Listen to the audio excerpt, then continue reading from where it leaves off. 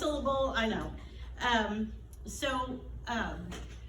Today our focus is on education, and I want to remind everyone that this meeting is going to be recorded.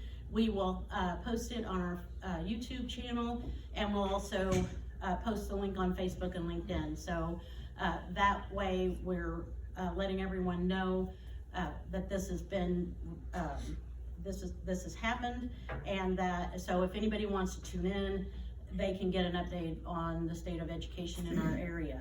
We are pleased to have with us today Dr. Sue Thomas from Truman State University, Dr. Gail Sublett. It's not Dr. It's not Thank Dr. you for Gail the promotion. Gail Sublett, you know, I gave you a... I really appreciate it. Yes, from ATSU, and Tasha McKim from MACC. We also have Robert Webb, the superintendent of the Kirksville R3 School District, Robin Daniels, the superintendent of Adair County R1, and we also have Cody Moore, the superintendent of Adair County R2, and we have Life Church School director, right? David Bost. I'm the principal. You're the principal, okay. So we will leave time for questions and answers at the end, but we will be starting with Dr. Sue Thomas from Truman State University. We will follow with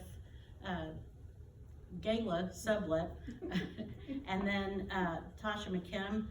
Those will be our first three presenters, and so help me welcome Dr. Sue Thomas. So colleagues, I promise I will not go over my time and start us off behind. So good morning, everybody. We appreciate the opportunity to talk to you a little bit about Truman State University. And I always correct people and say, I'm not just the president of Truman State, I am the enormously proud president of Truman State. And so I know what everybody's always interested in is enrollment. So I thought I'd start from there and go to talk about some other things. So we have census enrollment, which is 4 weeks after the start of our semester. And so overall, the vast majority of it was positive. I need to come up here to the front. we had our camera focused here. Oh, hi all. Sue again.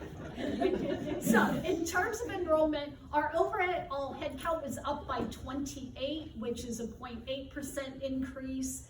Our new first-time full-time freshmen were down about 2.9%. That's about 19 students. We put a big focus on increasing our graduate programs and our transfer programs. And I'm happy to say graduate was up 21.3% and transfer was up 15.9%. And so overall, I think for all of you who are wondering, have we turned the corner on enrollment? I think we have absolutely turned the corner on enrollment. And here's the best way I can talk to you about that. We start tracking, starting in October, the beginning of October, we start tracking applications, acceptances, and then housing deposits.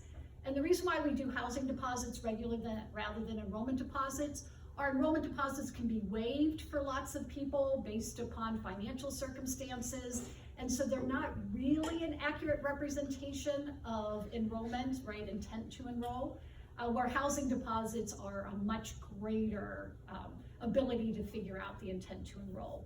So comparing from November 1st of last year to November 4th of this year, our applications are up 74.2%. Our acceptances are up 117.1%. And then we just started tracking housing applications or housing deposits. In the past, we were doing enrollment deposits. But we had a goal, because it's very early on for housing deposits, of getting 35 students to submit a housing deposit. We actually got 68 housing deposits, so we're up 94.3% over our goal. So I think enrollment is looking very, very positive. Catch me offline if you want to know all the changes that I made and we made at Truman. I will also tell you, and retention was up 1% as well. So we are retaining students more. Challenges, I'm just gonna do one quick one and then I'm gonna get to positive stuff because we don't focus on challenges at Truman, we just focus on how we move forward. A lot of my K-12 colleagues in the public realm are probably pretty happy about the omnibus education bill that got passed last legislative session in terms of finances, maybe not for other things, but for finances. Public higher education is a little less happy than that. It has a huge fiscal note, which means it has a huge cost. K-12 education gets funded mandatorily from the state. Public higher education gets funded by discretionary funding. So the more money that has to go to mandatory funding, the less money there is for discretionary funding. So that is causing us some consternation to see what happens this legislative session. So that's one challenge I'm going to talk about. I want to talk about a few other positive things. Greenwood. Yes, we are seeing clients at Greenwood. We had a huge delay in construction. Those of you who work in the insurance realm and especially work with people with autism know that the process to get all the approvals and actually start to do therapy is an enormously long process. We are currently seeing 28 clients. We have 28 additional ones in the pipeline who need diagnoses. And the good news is we have a faculty member who's going to be able to do diagnoses. So as soon as we get through the whole credentialing process for him, he's going to be able to start doing some diagnoses for us. We are partnering with Kirksville R3 in Trenton and working with some of their students. They are bringing them to the Greenwood Center. So life is good. We finally are operating Greenwood, and we have a number of programs at Truman's campus of students who are already coming over to volunteer or to do stuff with their classes, right? Whether it's ABA or speech and language pathology, education. And so the promise of Greenwood, I am thrilled to say, is being realized. Another really exciting thing for all of our colleagues who we've been working with, Special Olympics is coming to Kirksville, Missouri. And I am just going to say yay to this town and yay to everybody who's been involved with it. It was at Mizzou. Missouri State thought they were just going to get it because it bounces back and forth between Mizzou and Missouri State. But it's coming to Kirksville, Missouri. So we will be reaching out. There are all kinds of committees that are being formed. We would love to pack Stokes Stadium for the opening ceremony. It will run May 30th through June 1st, right? So they will come in on Thursday night. That Friday, they will be competing, and then that Friday night will be the opening ceremony. So please keep your eyes peeled. There are all kinds of opportunities to get involved in all kinds of ways. And I think we can really show what Kirksville and Truman and ATSU and MACC and the school districts and everybody can do. They were a little worried about coming here because we're so far north and Truman is a smaller university. They came here, and I see Sharon nodding her head. I don't think they're questioning that anymore. Not at all. No, so please be on the lookout. We would love to have everybody participate. And then I will end very quickly with, I have some handouts back there. The small book is just what we hand out. It's our travel kind of little view book. We have a great bigger one if you want to see that. The other one is just some fast facts on the back, but I will tell you one of those is not completely accurate. We had to print this before we found out. We are now 28 years in a row to be on top of US News and World Report in our category. We also got recognized for undergraduate teaching. We moved up to number 3, and we're the only public school on the list. We also were recognized number 11 for best value. We're the only Missouri school in the top 40 for that. And we're the only public school in our category that we're number 1. We're the only Missouri public in the top 60 for those. So with that, I will say it's a great day to be a Bulldog. It is great to be in education with all of you, and thanks for having me.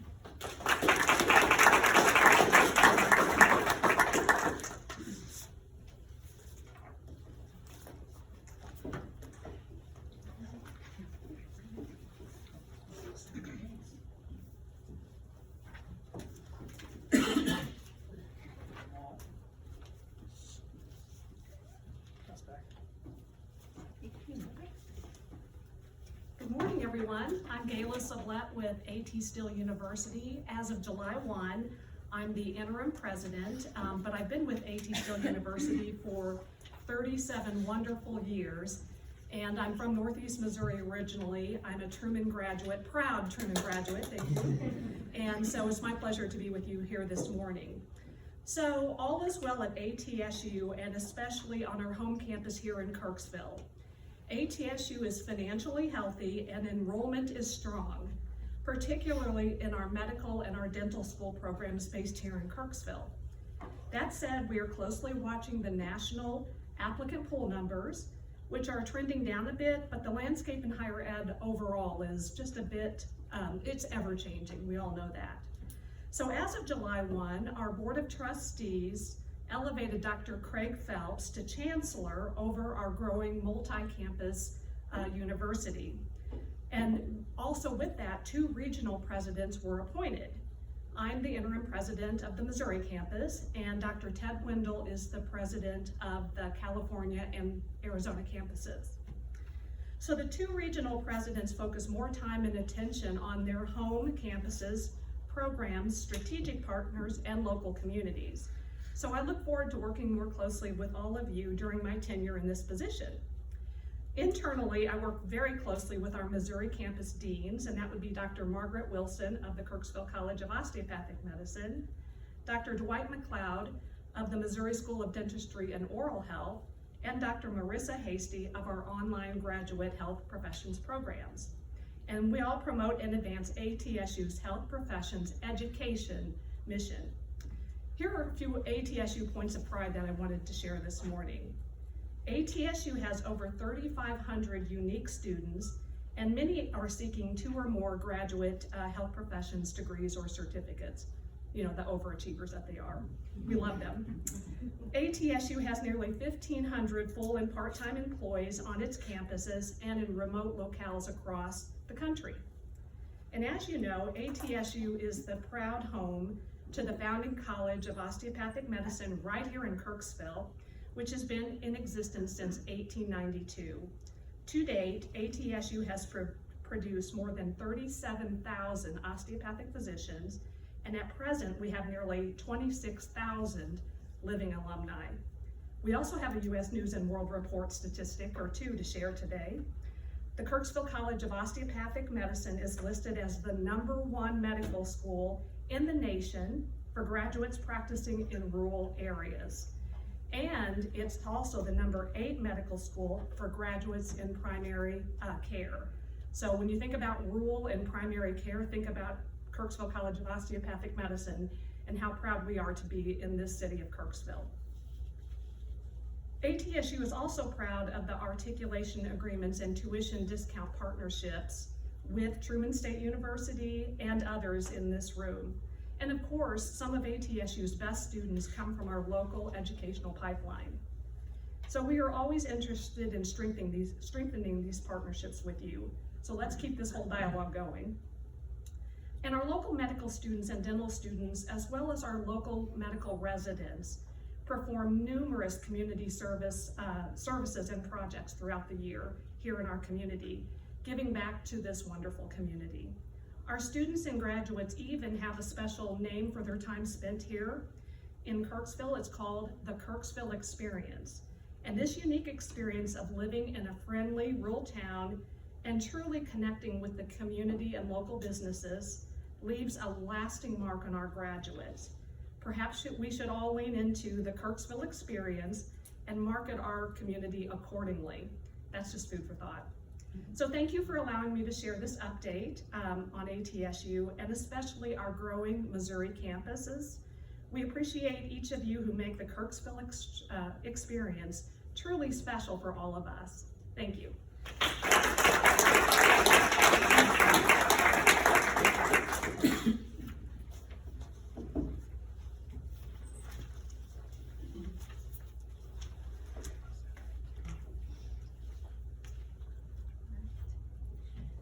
Hello, my name is Tasha McKim and I'm the director of the Moberly Area Community College Kirksville campus.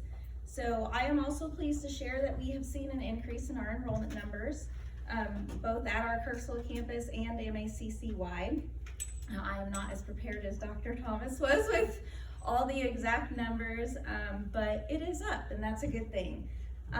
It also includes a welcome rise in our in-seat student population, which has declined since COVID. We had a lot more students that were opting for online and virtual options instead of doing in-seat, and so it's really nice to see those students back on campus with us this semester. We continue to see a large number of students utilizing the A+ program as a way to pay for college. With our co-enrollment programs, more students are able to use their A+ benefit and still be able to get that 4-year college experience if they want. And so how that works in most cases, A+ will pay for the classes that they are taking with us at MACC.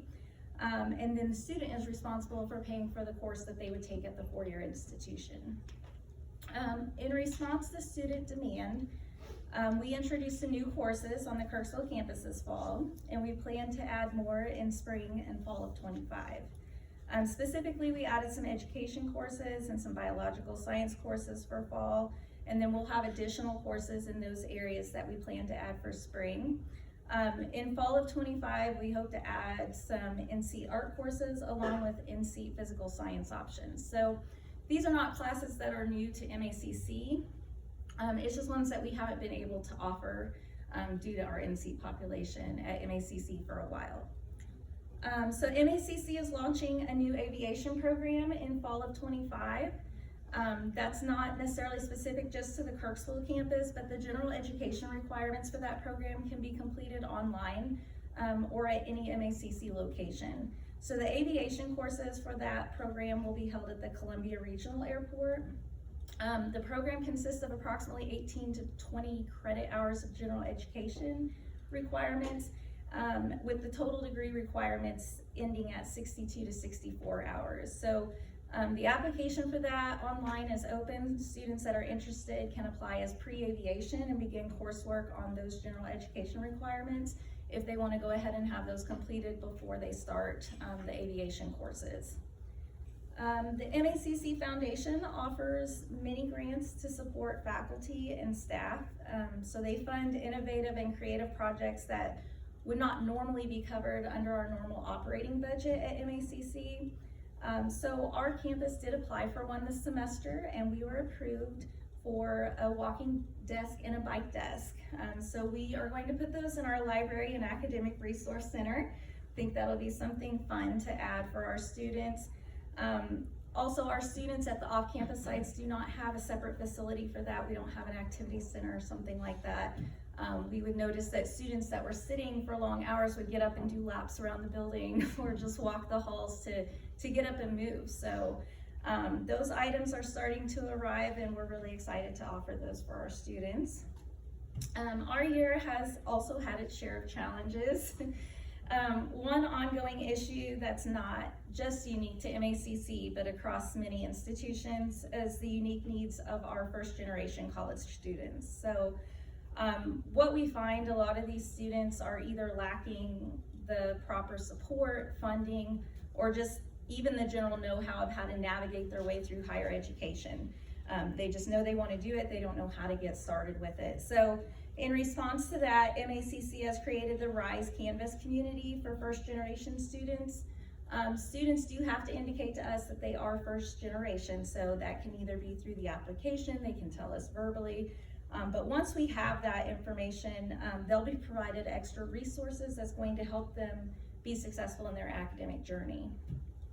So we also set up activities so that they can meet with other first generation college students.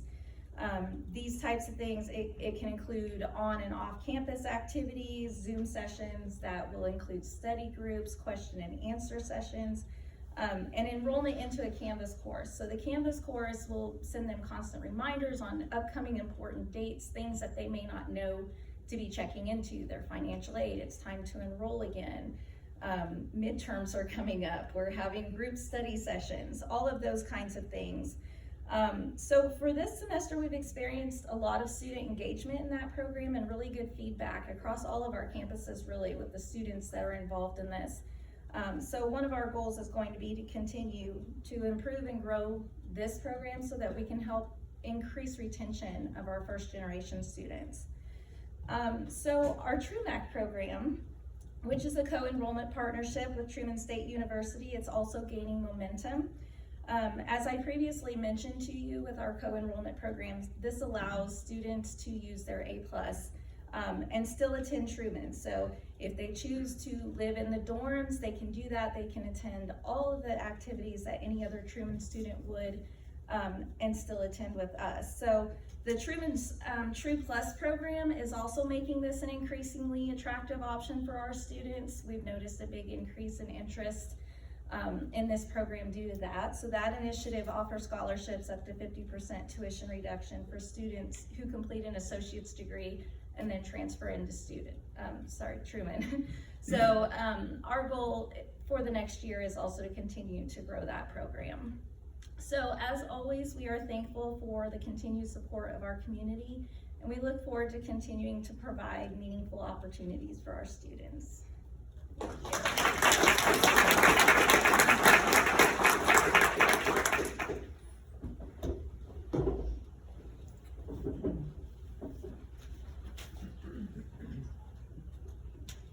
Okay, we are going to move on to the K-12 schools, and we will start with Robert Webb from Kirksville R3.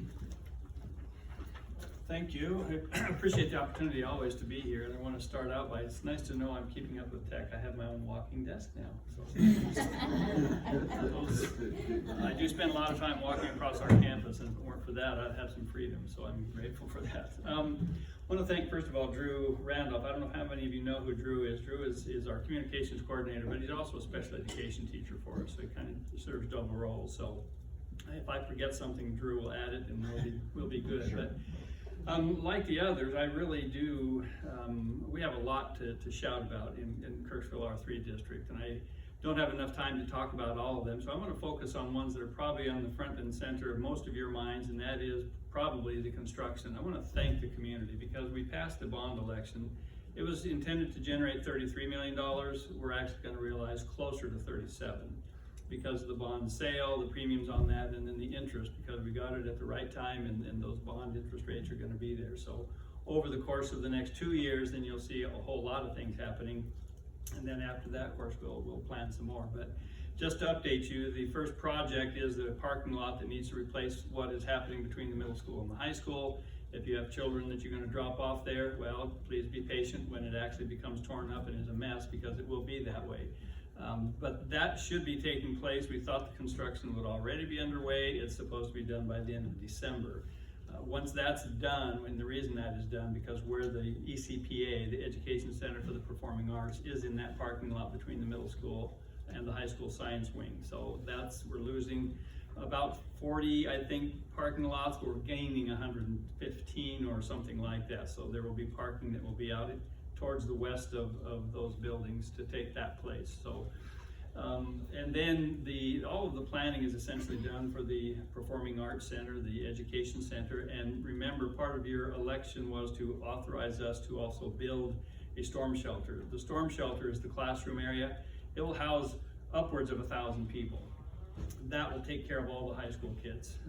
And then if we go through the next phase, which the intention would be 5 or 6 years after we're done here, then we would seek an extension of those bonds to add a performance gym for the high school. The old pit is there, but it's not conducive to obviously having very positive experience anymore. So if that happens, then that gym would also be constructed as another storm shelter that has to meet all those standards. So that could then house all the high school and the tech center students, where the ECPA would then house all the middle school kids.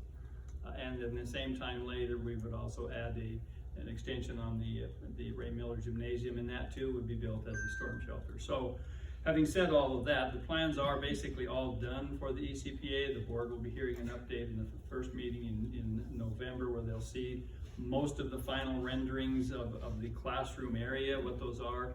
Drew is working with Tricia Rieger, who is phenomenal. She has been, you need to name many facilities on this district after Tricia, because her hands have been in all of them.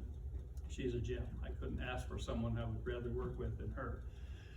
So in the planning stages, we have twice a month meetings that are about 2.5 to 3 hours, twice.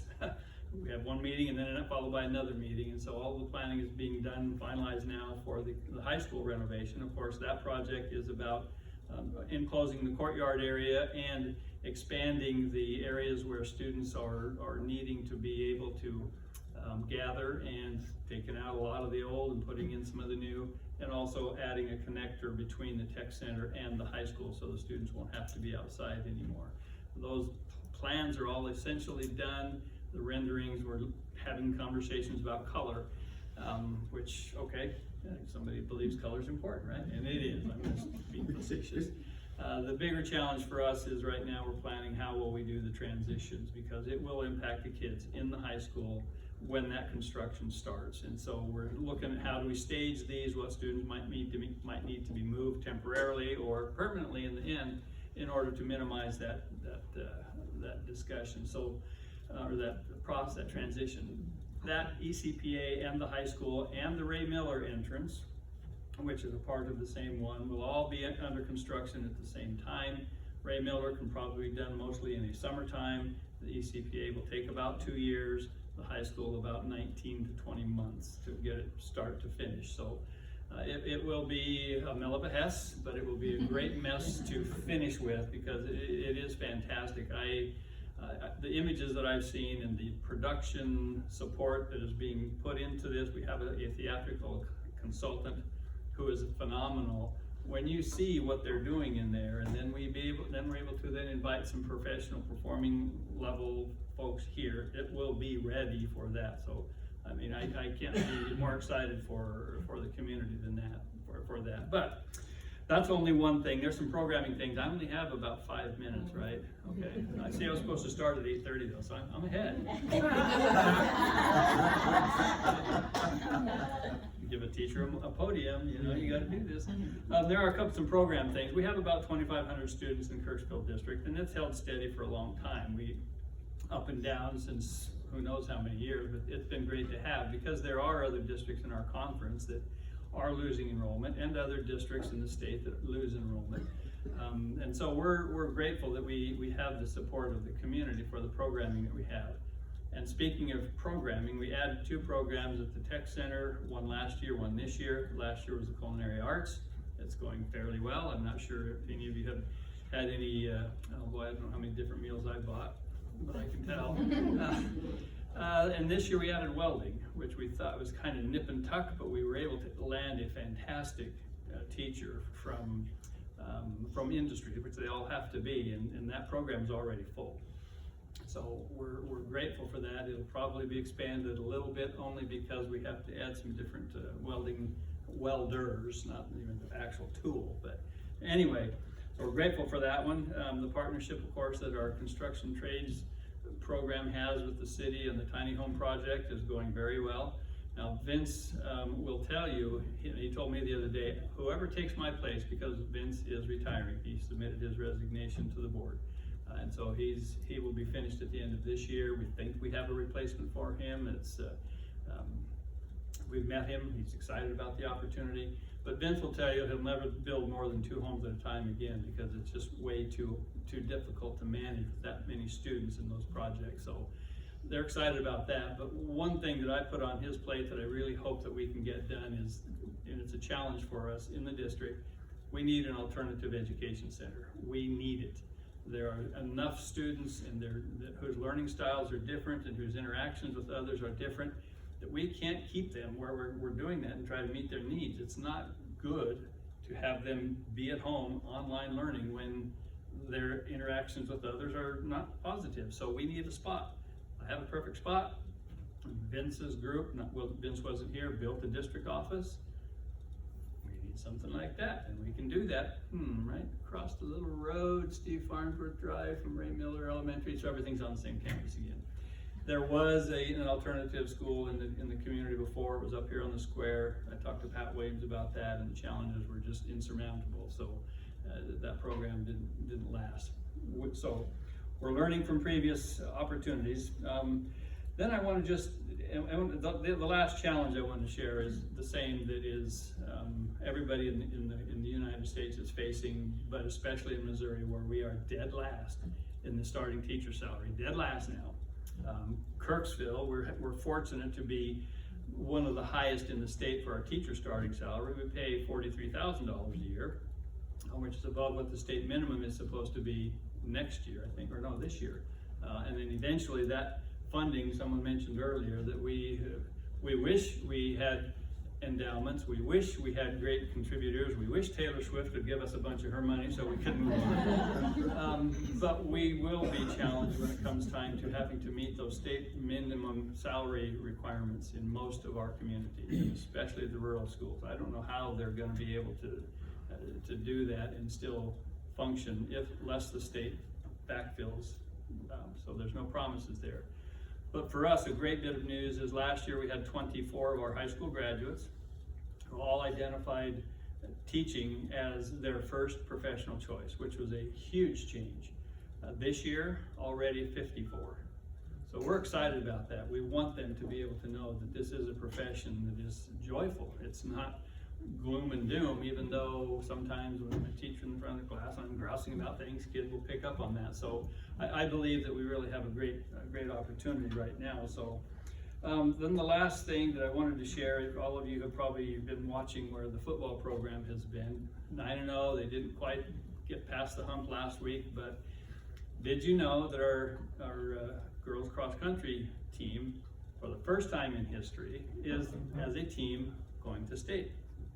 That's fantastic. And our girls golf team were conference champions. And I can't think of Maddie's last name, was fifth in the entire state of Missouri in golf. We have 6 girls who are running in the state cross country championship.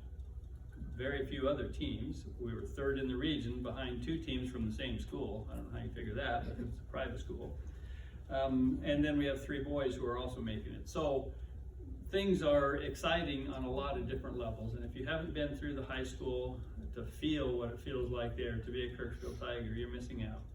And I want to say positively that the middle school, it had some challenges the last couple of years, and it's primarily due to the idea that middle school kids are just not heads. It's a great feeling. The staff has made some great interaction opportunities available for the kids. They're responding to it. We have a great crop of new teachers. Every year we have new teachers. I interview each one of them when they come.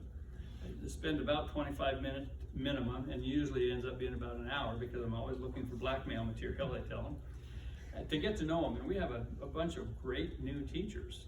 Some of them are new to us, but from other places who say, hey, Kirksville's they got some things going, and the others are fresh graduates. We have, I think, 3 students of record, 2 from Truman. There may be another one I can't remember, but at least a student of record is a student who's still in the process of getting certified, but they get paid to be a teacher.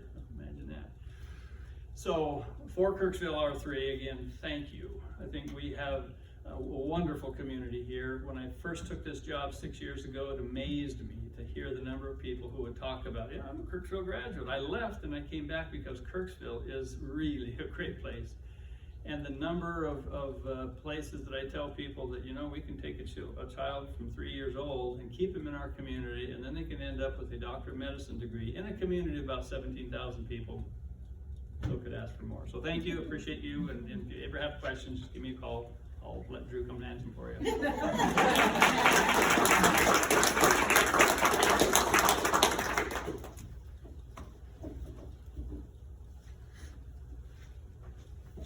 Hello, everyone. I'm Robin Daniels. I'm the superintendent at Adair County R1 School at Novinger.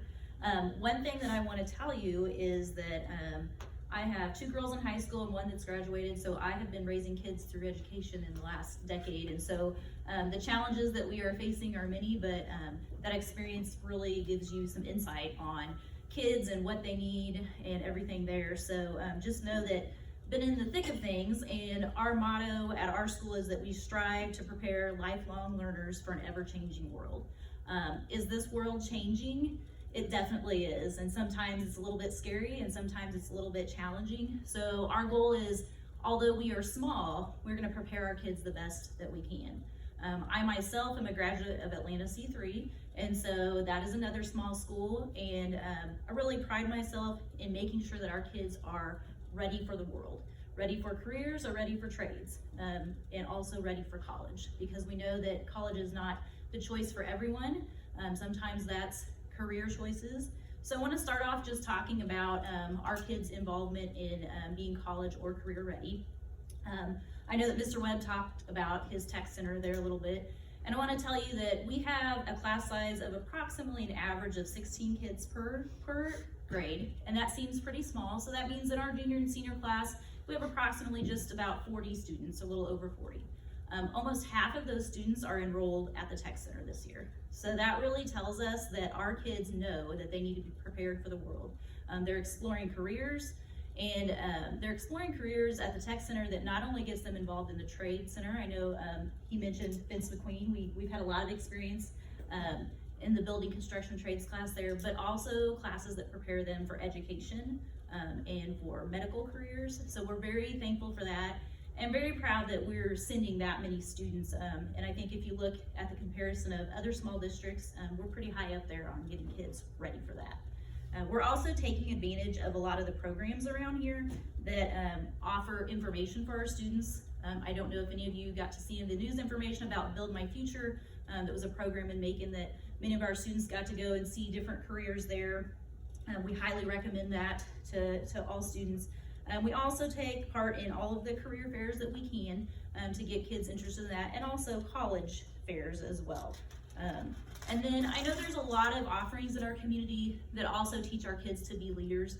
I think that there's several of our students that are going to participate in a program called BU this week at Truman State, I think is going to be held there, and just also teach them to be leaders, and also teach them about leading others to avoid drug and alcohol use. So we're very, very proud of our students that they're involved in those things.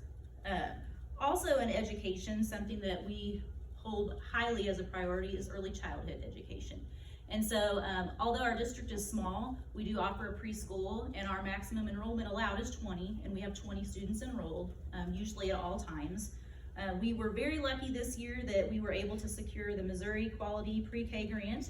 And so that grant allows for our 4-year-old students preparing for kindergarten to go tuition free. And so that really helped benefit. We also have a very important partnership with Head Start for our 3-year-olds. So all of our students in our district have the opportunity during early childhood to be prepared for school.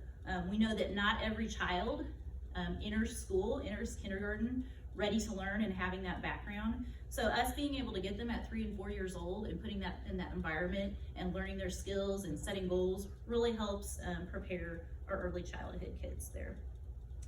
Some other things that I'd like to talk about is just my community. Everyone knows that in a small town, your school really holds the roots of your community. And I would say that that is true in our district. But I want to highlight some things that some of our community districts are doing for our district to really support our school. I know that every school probably has a parent-teacher organization. Ours kind of dissolved a couple of years ago, but now it's back and it's in full force.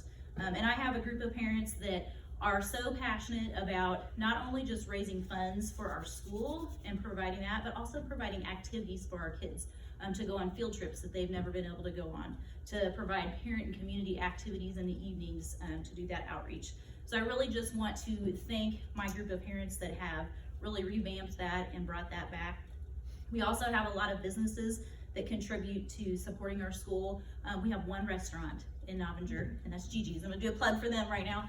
But they will partnership with us in anything we need. If one of our sports teams is doing a fundraiser, they'll be there. If we are doing a school supply order, they're involved in it. And there's many other businesses and community members that do that. And so I just wanna shout out to all of them, because there's not a way in this world that a small school can stay above water without those community members being there to support that. So one way that we're trying to give back to our community this year, and we're kind of calling it the Year of the Volunteer, is every month we're sending a group of our students to do some volunteer work in our community. So they have done some work with a group called Novinger Renewal, which is another community group. They've done some different things, painting and landscaping, trash pickup, but they are getting ready to continue that through the rest of the year so that they can really learn what it means to volunteer and to give back without getting anything in return. We had some elementary students that organized a program on their own, second grade students, to give back to hurricane relief. So I think that's really taking off in our district because that theme was set in place, but those kids are taking off and running with that.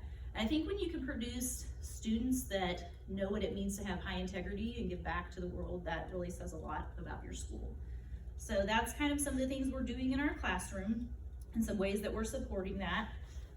Some other things that have been going on is we have many clubs and organizations. And what I want to say about that, and I know Mr. Webb highlighted some of his accomplishments with that, is that in a small school and in any school, those programs, whether it be academic bowl, sports programs, they provide discipline and routine for your students. So we still have many programs in our school that allow us to do that. We have students that participate in art programs. We were very proud to be able to participate in Art in the Spot, also held at Truman State University. So we are making strides not just in the academic world, but also in the art world. We still participate in FFA trap shooting in our FFA program. We have a lot of students that are passionate about that. And we have some students that are really just learning that program, but I want to highlight that because I think in a rural community, FFA is a strong point of your school. So they've been very successful this year. And then I also want to highlight some of our partnerships that we've had with other districts. Being a small school and post-COVID, sometimes your programs shrink. And I know we've seen that across the board there.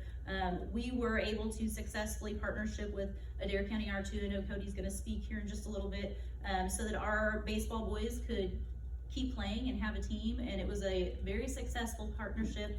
And so I just want to say that even though we're one school, there's many schools that work together to make sure that our kids still have an opportunity to do things that they want to do. And so I would hope that would be the case in any avenue with any student that wanted to do that. And so that leads me to talk about my staff, because my staff do that for all of the kids in our building. I have never seen a more group of passionate staff than I have seen in the people that I work with right now. And so when we talk about challenges, one of the things that has been mentioned is staffing, of course. The teacher shortage is unavoidable right now. And so being a rural district, we're not able to pay the same salary as other districts. But the people I have are so valuable that it makes it worth it. So the biggest challenge we are going to see in the near future is that half of my staff have a master's degree or have been employed more than 10 years with that master's degree, which means they're going to reach that minimum number that we need to pay them. And then also every other teacher is going to meet that minimum salary number. So that is definitely going to be a big challenge in our district. I'm not sure exactly how that's going to play out. Financially right now, our district is very stable. We're stable because of the federal funds that happened during COVID, and we're very stable, but in the next years, that's going to be a big challenge. So something that we will be promoting the field of education and finding ways to keep our kids here, finding ways to keep our kids in the community to attend MACC and then Truman to become educators so that they can come back to our schools. So that's one challenge that we're facing right now. And we're not just facing that challenge in teacher staffing, we're also facing that challenge in our non-certified staff, bus drivers, cooks. If you know any bus drivers, send them our way. Don't send them over to these guys. But there's been a lot of regulations that have changed with that. And so that's a real struggle. When you run 3 or 4 buses in your district and you come up a driver short, it's impossible to problem solve that. So those are some of our bigger challenges that we are facing right now. Lastly, I'd just like to say that one of my teachers, and I can't even remember what year she's on, she teaches part-time now, I'm gonna say she's around year 35. She is a graduate of Novinger High School, and she always tells everyone that Novinger is the best kept secret in Adair County. And she is definitely right, because we care about our students, and we care about who they become, and we definitely care about putting opportunities in their path that will allow them to become successful. We've produced many graduates both in the trades and also successful careers such as teachers and doctors and lawyers. So you don't have to come from a big place to be successful. And that's what I think the value of a small school is. We have that qualified staff. We have people who are willing to help you find the opportunities. And then we also kind of just have that heart for students where we're gonna support them no matter what. So that's really all I have to say about that. I appreciate you guys coming out today, and I appreciate the event today. Thank you.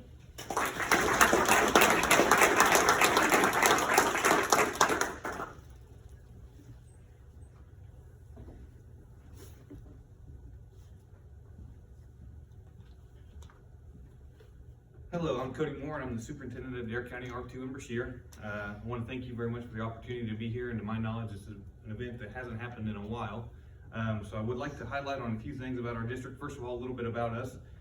We are a very small district, about 160 kids, and that's pre-K through 12. Well, we do have our preschool program. I'm proud to say that our preschool program is free to our public. If you're a district resident, you can come to our preschool program. And we charge $100, and that simply covers snack and a milk. So not a lot of districts pay that out of their budget, but we do. So I think that's a great service to our community. And in the world we live in today, it's tough to find childcare. So I'd much rather a kid come and be with us as opposed to not good situations. So we are a 4-day week as well. I'm not sure when this last event was held, if we were a 4-day week or not, but that transition was before I took over. This is my first year. That has been a very successful transition. The community loves the 4-day week. My teachers, I know I'm going to talk about teacher shortage here in a little bit, but my teachers come and they work 159 total days is what their contract is. So I haven't looked at the numbers in the state, but I know we're one of the lowest contracted days in the state. So that's one of the ways we try to pull teachers in. I want to talk about a lot of positives, but some of the concerns I have first are, as it's already been mentioned, the teacher shortage is a real thing. I am proud to say that at the end of this year, I'm very hopeful that all of my staff will be certified for everything I have them teach. Not many districts can say that as well. I do have a couple that are still working on a few things, but overall, we have done a good job, I feel like, getting teachers that are certified for the areas that they're teaching in. But as I look at what's coming, the state money that is currently funding the baseline teacher salary grant is great. As Dr. Webb mentioned, we are not paid well as teachers in Missouri, and that needs to change. So I'm glad that is working in that direction. But with that presents a lot of challenges in the small district. We currently, I think our base is roughly $33,500 for a first-year teacher. We are paying the $40,000 with the baseline salary grant, and now that's going to have to transition. And if that is not continued to be funded as a district, we're going to have to find a way to meet those needs. So one thing that our district does have that makes me happy, we're unique in this, we have what's called the Impact Program, and that started, I believe this will be the 4th or 5th year of the Impact Program. So what that is we have windmills in our district. I know Schuyler County, lots of people recognize that they have windmills, but in our district we also have roughly 100 windmills. So that brings more money into our district, and so whenever those came up before my time, it was decided that the board and the superintendent at that time decided to take 1/3 of that money and give it to staff, 1/3 to things, and 1/3 to the bank to help pay off debt. So what that means right now is for my staff, currently, last year, we haven't got the payments yet this year, I always wait till those come in, but last year, if you came in and worked 5 hours of doing whatever was approved by the superintendent, I came in last year, I was the principal, I came in and I helped build a batting cage and worked 5 hours, and you got a check for $5,300. And that was on top of your salary. So very thankful we can do that. And we did that not only for our teachers, we did that for bus drivers, custodians, anybody that's an employee of the district, a full-time employee, they would get that amount of money. If you were a part-time employee, you would get a percentage of that money. So we're very proud that we had that program, and I've already told my staff this, our first meeting of the year, if Missouri doesn't figure out how to continue to fund the baseline salary grant, I'm probably going to have to take that stipend that I've been paying teachers as basically a bonus, and it will have to go into their salary to make us be able to operate. So I'm very thankful we have that financial flexibility, but I would hate to see that go away for our teachers, but that is a real possibility. So kind of after the negatives, a couple things we have that have been really positive for our district. If you've been by our district, I'm sure you've seen a lot of renovations going on, a lot of changes outside. We passed a bond issue, I believe it was $1.8 million was the bond issue, and we built a baseball field with that. did a lot of dirt work. If you remember, if you come by there, our field is actually lower than it was. We went down deeper and took all that dirt and shoved it off over the giant hills and actually made a normal sized baseball field. So that was a huge blessing to our community. And as Mrs. Daniels said, we were able to partner with Novinger, so we got to enjoy those facilities this year. We got that done. We also bought clear touch screens for every one of our classrooms, so updated technology in the classrooms. And then we have also been working on finishing up a bus barn, so that's kind of the last part of our project, and we're working on getting that finished up now. Getting close to being able to move the buses in there, so we'll be able to house 4 of our 5 buses in the new bus barn. So that's been a big blessing for our community. Lots of challenges along the way with that. Anytime you're doing construction, you always run into unexpected expenses, challenges, but we are very thankful for the community that supported that bond issue so we could get that done. Let's see. So a couple other things that have kind of been going on for us that I think is really neat. Root Ed is a program that started a few years ago, and we were able to get in on kind of the ground level of that grant. And what that is we have a Root Ed advisor, and he is a gentleman that simply is hired to work with students on career readiness. Lots of times in schools, people view high schools as pushing college. We understand the value that not everybody's going to college, and that's okay. So our Root Ed gentleman, he simply comes and works with every junior and senior on trying to make a plan for what they want to do to be successful when they get out. Whenever we kind of got into that program, it was sold to us as, if you want to just leave high school and go drive big equipment, what certification do you need to do that? What do you need to make yourself more money per hour? So that's kind of his job. He's tasked with getting kids the start they need after they leave high school, whether that's college or not. And through that program, we go and visit lots of college. He organizes field trips. We go to see tech centers, and even on-job stuff. If we have a career fair, we'll take kids through the Root Ed program. So that's been a great program for us. We also started an ag program. So in rural America, it was kind of a shock to me this is my 3rd year overall at Berkshire, and it was kind of a shock to me when I got there that we did not have ag. We had industrial arts, and the gentleman that had taught that did a fantastic job. The projects they turned out and won a lot of state awards with our industrial arts program, but he retired after 30 years, and then trying to fill that, we knew it was time to transition to an ag program. So there, when I started in July, one of the first things I did was I went down there with the custodians and we cleaned out the wood shop and a trailer load of scraps, because Mr. Killen saved everything to make wood projects, and got rid of that. And we've transitioned we've got welders in there now, and we have ag and FFA. So that has been a huge success for our community. I think that was something that they've been looking forward to. So we do have that up and running now, and that was a challenge finding a gentleman to teach that, but we did find a very good qualified gentleman to come and lead that program. So that's a big positive for us. And then the other thing I wanted to touch on, so with our COVID money through ESSER 3, we offered summer school for our students. We did it for 3 years. And the first year, we took a lot of trips. Like about every day we'd hop on the bus and we'd go somewhere. I think it's important to get kids out so they can see things. We'd hop on the bus and go all over the place on different field trips. And what we found out the kids loved the most was we'd go to Kirksville to the Aquatic Center, and we'd let kids swim, and they just had a blast with that. The last day we went to Beach Ottumwa. Kids loved it. They love being in the pool, and not every kid gets that opportunity in the summer. So after that first year, I was the principal, and I was talking with Mr. Brummett, the superintendent at the time, and we decided that, swimming is great, but it's important that we teach kids something along the lines also with summer school. So what we did was we offered swim lessons. Actually didn't offer, we made our kids take them. So if they came to summer school with us, we went over and partnered with the Aquatic Center, and we came over 2 days a week and actually paid for swim lessons for all of our students that were enrolled in our summer school program.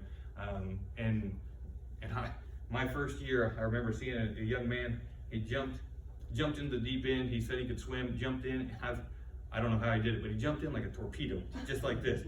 And he's standing, and it was my first year as a principal. I'm in a shirt and tie, and he's standing there like this, just underneath the water. And I'm like, is this kid ever gonna panic? Is he gonna move? And finally, I was about to jump in, but the lifeguard jumped in and got him out of there. So that kid obviously couldn't swim.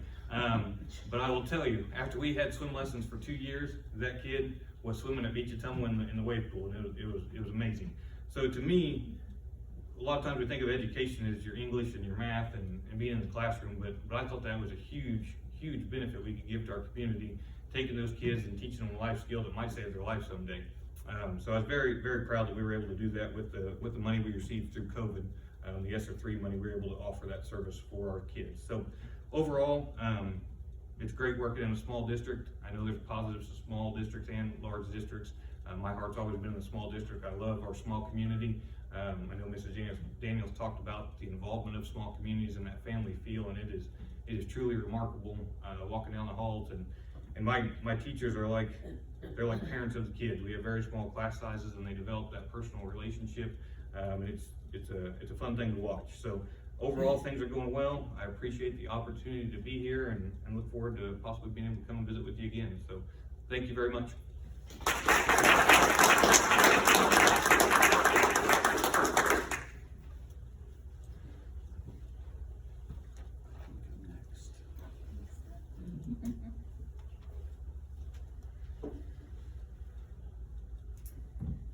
My name is David Bost. I'm the principal at Life Church School, and I just want to start off by saying thank you for inviting me to this and making me a part of what the city and our community is doing.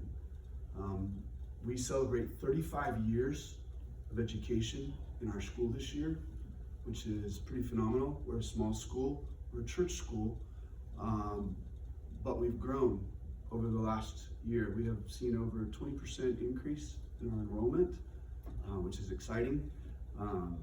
We do face some of the same challenges that you guys do in public arenas, finding teachers, those kinds of things.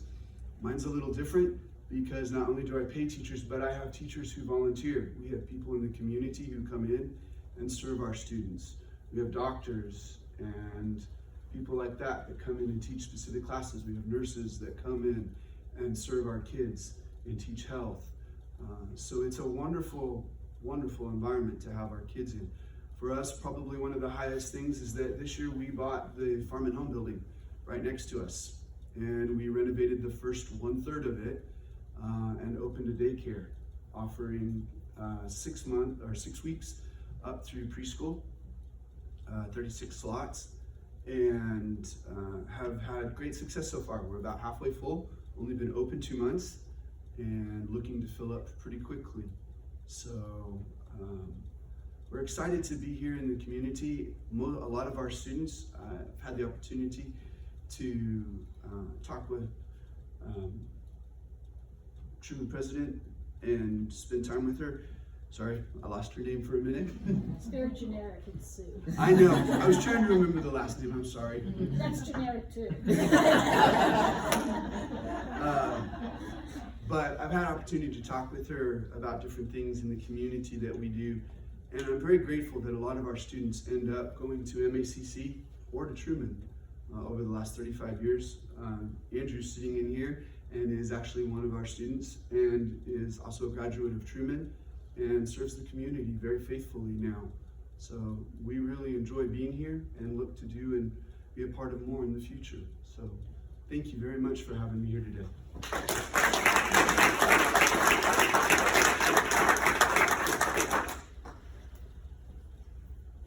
So we have just a couple of minutes for questions. Does anybody have any questions for any of our speakers today? Crickets? Okay, well, they have all opened themselves up for you to contact them directly if you have questions, and so I welcome you to do that. I think that Kirksville is so very lucky to have such a strong educational segment of our community, and we certainly appreciate everything you do. What you do is not easy, and at least I know that, and so we really appreciate you, and we really appreciate you taking the time to come and give us an update on where you are, what your challenges are, what your successes are. We do invite you back next year because we plan to bring this back every year. Post-COVID, I think it was hard to get everything back up and running, but we look forward to another round next year. So if there are not any questions, feel free to grab a suite on your way out. They don't need to stay here, and we look forward to seeing you next year. Thank you so much.